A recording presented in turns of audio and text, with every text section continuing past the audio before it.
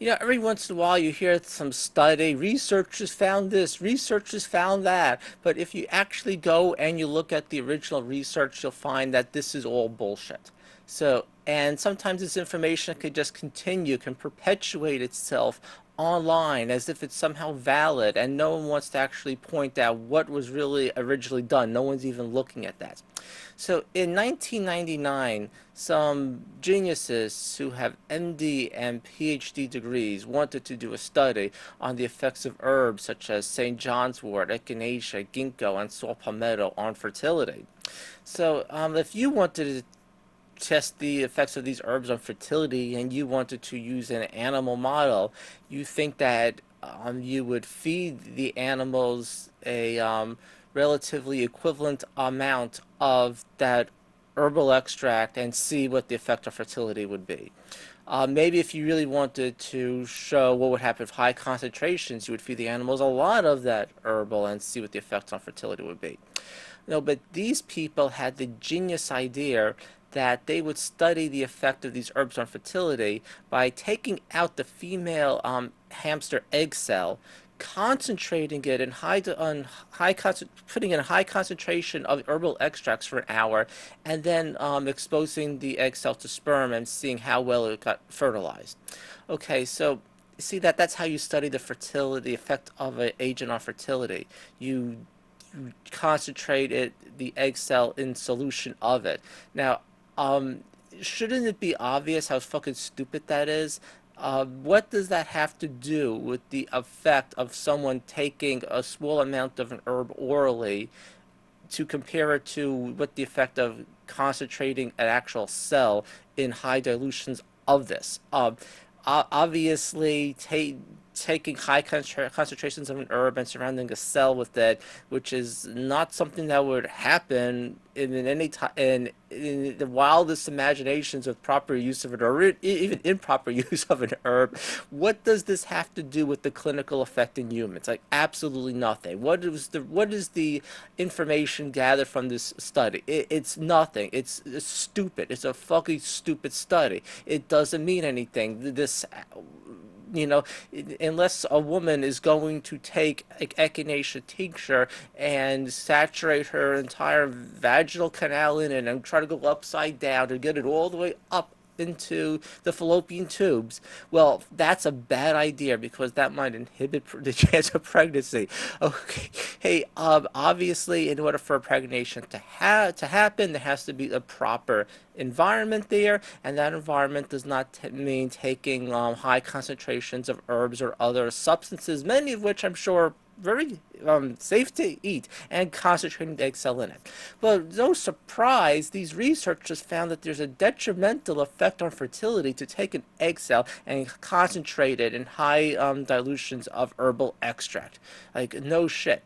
Now, you think anyone will look at the study and they realize this is fucking bullshit. This is the most meaningless study you could imagine, and that these people, they should like have their MD and PhD degrees retracted already because they're so stupid. Even though you can't retract a degree, they should come up with a special category for doing that with these researchers for, you know, but no, instead you see then a year later, actually the same year, 1999, BBC News reports health herbal remedies may reduce fertility.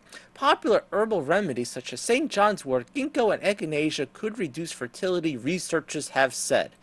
And then you see in 2000, WebMD, you're a great source for a natural and alternative health, comes up with an article that herbs and fertility don't mix. Couples trying to conceive may want to stay away from certain herbal supplements, including St. John's wort, a popular herb used to treat depression, experts warn. So already, if you just read that headline, you think that there is some expert warning that they found that these herbs in humans, when you take them, inhibit fertility, which has nothing to do whatsoever with this bullshit research study. And the article continues, St. John's wort, echinacea, and ginkgo biloba are among the herbs that may affect the chances of conceiving, experts say. Men and women who are trying to become parents should be wary of any herbal supplements and should talk to a specialist before using them. Yes, because who knows what other herbal extracts they have turned into a concentrated solution and exposed to a hamster oocyte. That is the way to see if a substance is going to inhibit fertility. Now, you think, okay, this is from 1999, this is from 2000. Of course, there's no more discussion about this. But then you see all the way in 2009 on this website, Babyandbump, momtastic.com, just looking for later references to this article, and I'm sure that there are others. If you look for it, there's a paragraph. Echinacea used to enhance the immune system, ginko biloba to improve memory, and St. John's wort to treat depression. In a recent study, high doses of each of these herbs have been shown to damage reproductive cells and prevent fertilization of eggs in laboratory hamsters. And so it's just repeated nonsense. Like, why is this? Why do we have just repetition of studies that are bullshit, that should never have been done in the first place, as if it means something? Like, people don't read the studies, and it's just garbage, and it's stupid headlines. And this has nothing to do with science in terms of application in the real world. Okay, I just have to put this other reference up. This was posted March 21st, 2014, so just a little more than a month ago, from Babymed.com. It says, one thing that may negatively impact fertility in men is herbal remedies.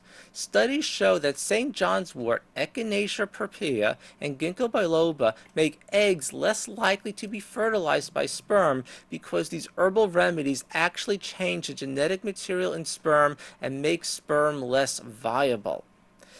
Okay, so it just continues. There's no reference. It just kind of says that. So it's like people just repeating over and over again. Now, all of a sudden, you just see randomly posts that it's not just a study, it's studies in plural, and that we hear that these studies make less sperm less viable, that it's showing that these herbs are now changing the genetic material. They did find in the original research study that high concentrations of St. John's wort around these cells will mess up the genetic material. So before you want to get pregnant, don't take your sperm cell and don't ejaculate it into St. John's wort tincture. That is a bad idea, and it might actually change the genetic material. Just take that as a health warning. Okay, bye.